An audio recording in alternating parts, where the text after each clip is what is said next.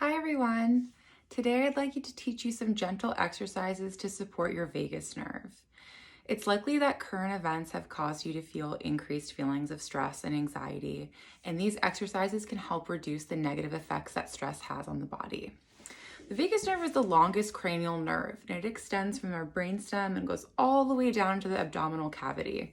It actually has contact with every organ in the body, which is pretty cool. And when it's stimulated, the vagus nerve acts to start the body's relaxation response. It triggers a drop in blood pressure and heart rate, and overall promotes a sense of relaxation and ease. There's a few different ways you can stimulate the vagus nerve: gargling, humming, deep belly breathing, splashing cold water on your face.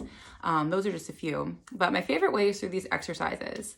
They were developed by a therapist named Stanley Rosenberg and based on the work of Stephen Porges and his polyvagal theory.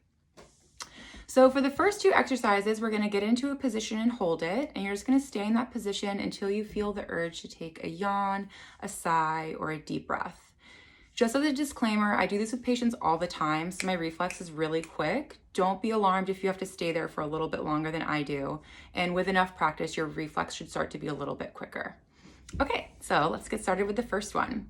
I'm gonna have you make a basket with your hands and put them at the base of your skull. And you can do this sitting or lying down. If you're sitting, you're just gonna lean back and gently look up at the ceiling. And then with your eyes only, I want you to bring your eyes all the way over and look at the right. And there's my reflex, pretty quick. But you shouldn't feel any eye strain. You want to just look over to the right and stay in this position until you feel the urge to take yawn, sigh, or a deep breath. When that happens, you come back to center, looking up at the ceiling, and then with your eyes only, look over to the left. And again, a yawn. Okay, then when you're done, you can go ahead and sit back up.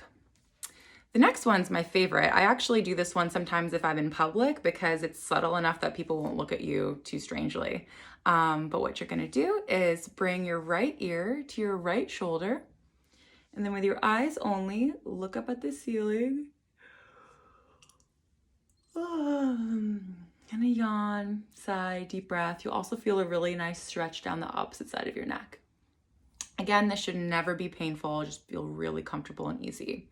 Go over to the other side, bring your left ear to your left shoulder, and then look up with your eyes to the ceiling. And get that nice yawn.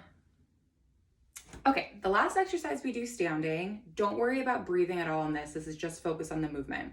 I'm gonna take your hands and clasp opposite elbows like so, and we're gonna rotate back and forth 5 times.